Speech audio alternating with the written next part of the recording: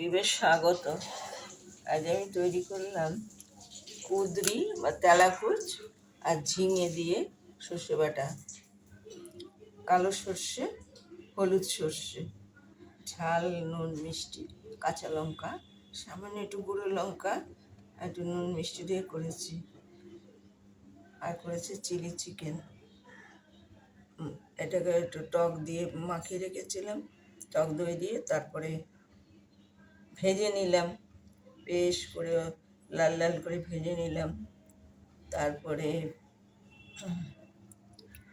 সাদা তেলেই করেছি। তারপরে পেঁয়াজ, রসুন, কাঁচা লঙ্কা গোটা দিয়েছি, কেটে দিয়েছি, আবার চিড়েও দিয়েছি। যে যার ইচ্ছে হবে সে ঘষে খাবে।